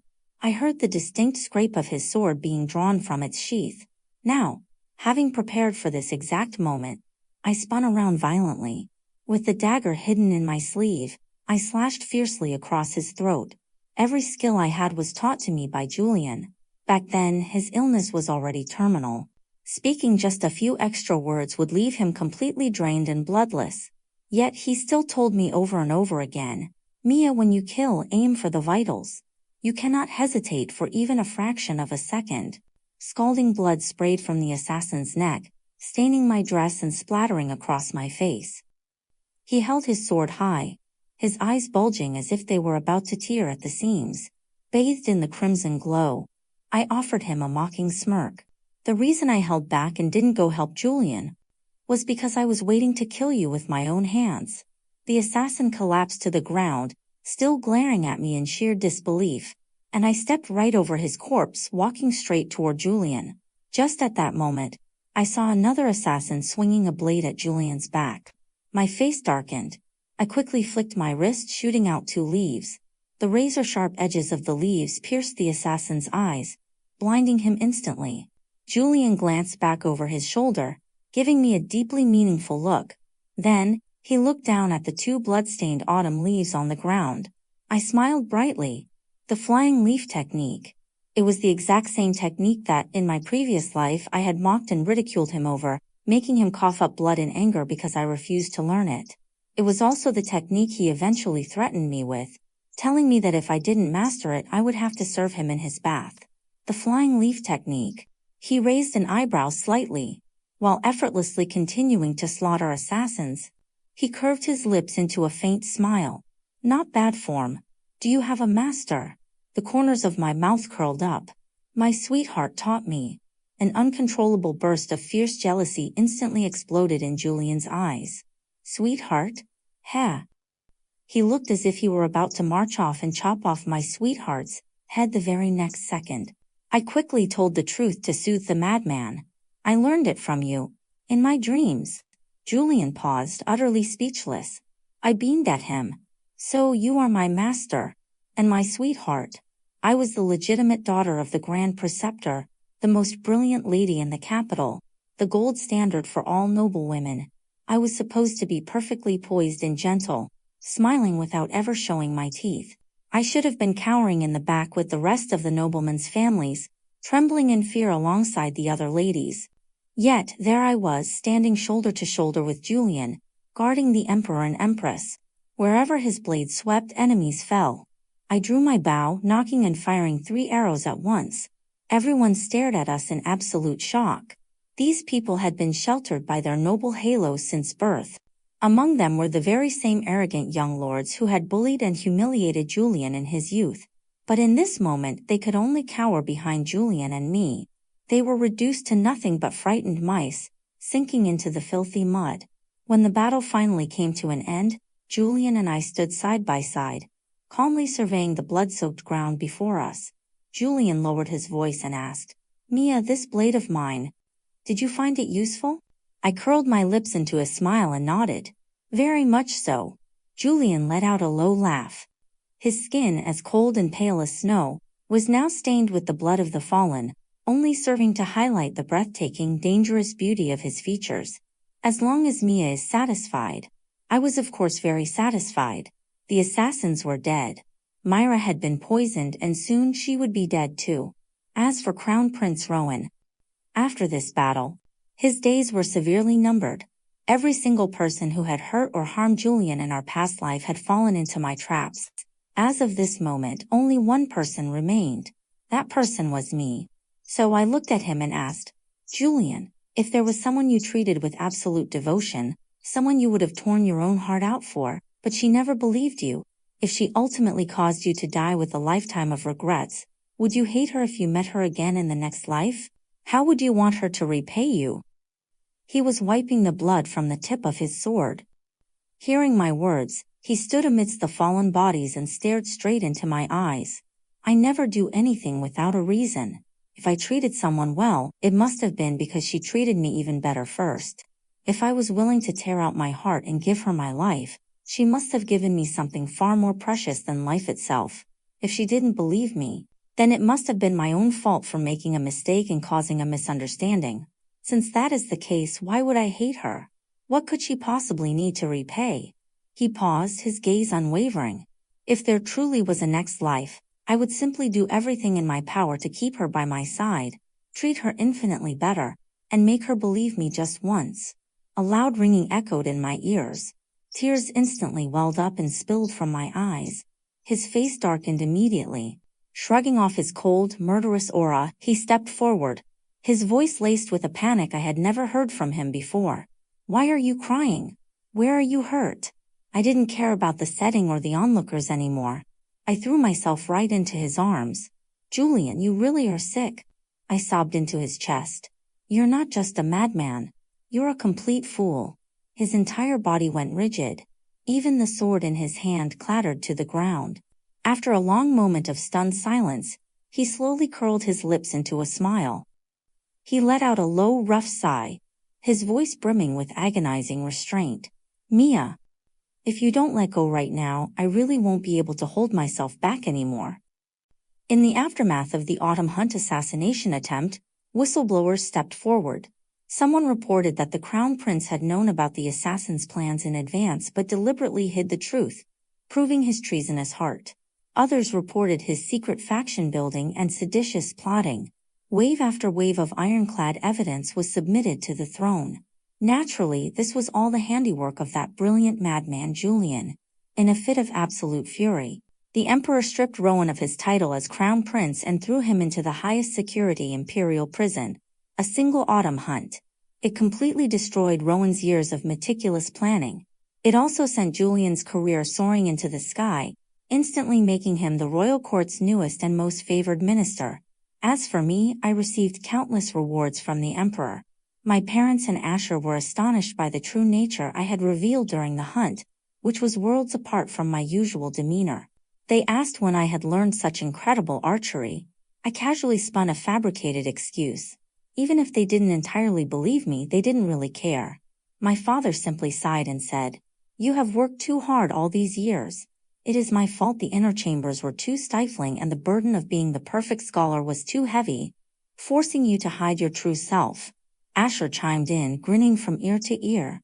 "Sister, when you were firing those arrows, I was completely blown away. If you were born in any other family and weren't my sister, I would definitely send a grand procession to marry you." Hearing this, my father slapped the back of Asher's head. "Where are your manners? Is that how you speak to your dear sister? You'll make us a laughingstock if outsiders hear you." My mother sat nearby, offering a gentle, radiant smile. It was a rare, peaceful moment. Our household was finally free of chaos and scheming. Prior to this, my father and I had led a search and uncovered the concrete evidence of Myra poisoning my mother. My father was beyond furious. He had always been a man who valued dignity and appearances above all else, yet he fiercely cursed Myra for hours on end, only stopping to catch his breath when his mouth went dry and his vision blurred. Myra didn't have Julian's incredible martial arts or internal energy. After taking that poison blade, the toxins had completely infiltrated her organs. She lay on her sickbed, listening to our father's curses with a crazed, manic smile plastered on her face. Spouting nothing but filthy obscenities, she cursed him right back, calling him a vicious old bastard. She was still living in her delusion, fantasizing that she was about to become the crown princess, plotting to condemn our entire family and force us all to be buried alongside her mother. She was deathly ill and entirely delirious.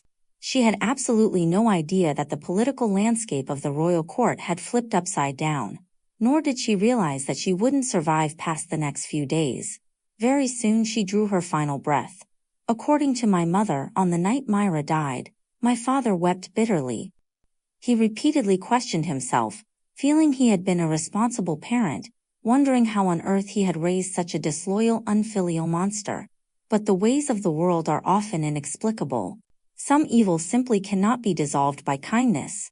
Much like how, when Prince Rowan took his own life in the imperial prison, he made sure to leave behind a letter written in his own blood.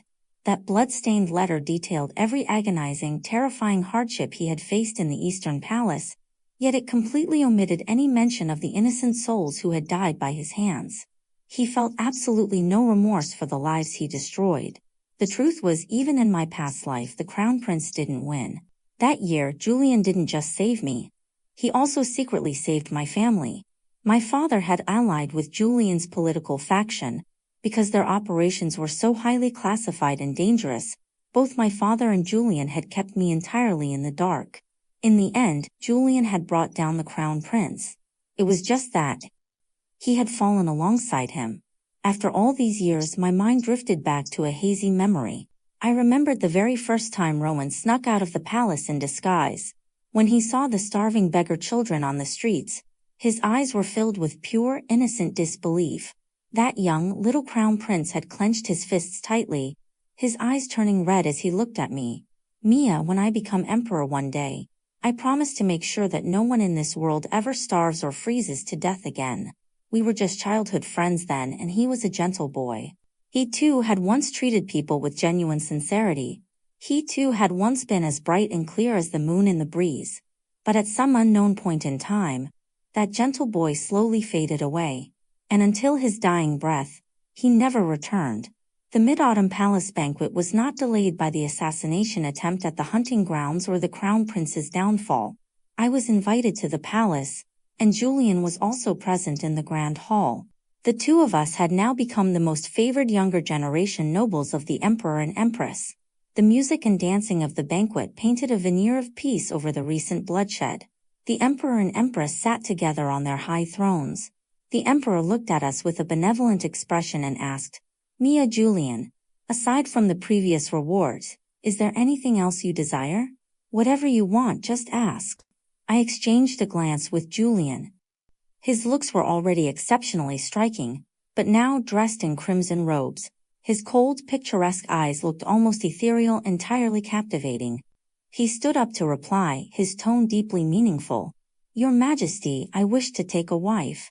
A brief silence fell over the grand hall, quickly followed by a chorus of good-natured laughter. Yet, amidst the music and merriment, Julian secretly cast a sidelong glance at me. The Emperor and Empress couldn't help but chuckle. The Emperor then turned the conversation to me. "And what about you, Mia? What do you desire?" I lowered my eyes and smiled. "Your Majesty, I wish to be married." That very night, the imperial decree was issued.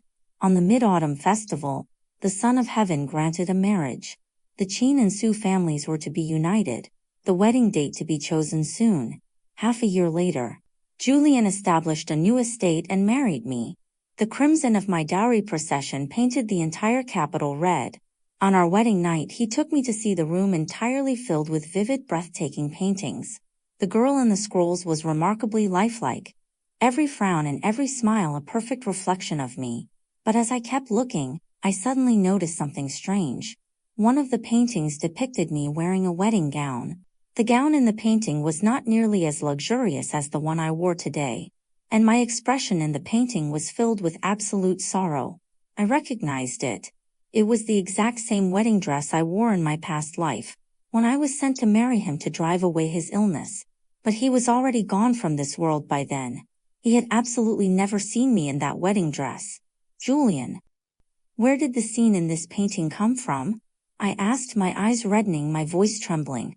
His eyes overflowed with an almost obsessive, deep affection, yet his tone was incredibly careful. "I painted this one a few days ago. That day, I suddenly fell into a nightmare. In the dream, I couldn't remember what had happened before. I only saw that you had finally married me, but somehow I had died far too early. No matter how much you cried or called out to me, I couldn't give you a single response. Then I saw you climb into my casket wearing your wedding dress. You said you were afraid I would be cold on the road to the underworld, so you started a fire. And then, you laid down to share my pillow in those flames, and you never walked out. When I woke up from that nightmare, the pain in my chest was unbearable. It wasn't until I painted this scene that I finally felt some relief.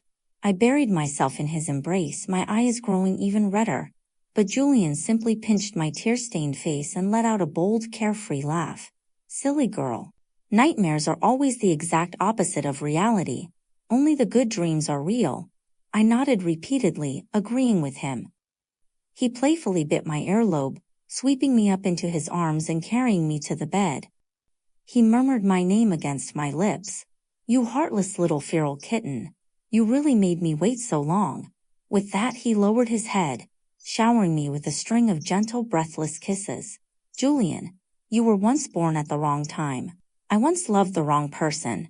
But now, the countless souls of this world, all its endless charms and beauties, the spring rain in the south, the setting sun over the great river, I have seen them all, and none of them compare to you. And that is how Mia turned a tragic betrayal into the ultimate villain romance. But tell me, if you were reborn in her shoes, would you have spared the crown prince, or burned his entire empire to the ground? Let me know your choice in the comments. If you love this journey, smash that like button and subscribe to Moonlit Love Stories. We have an even more twisted, revenge-filled romance starting in our next video. You won't want to miss it. See you then.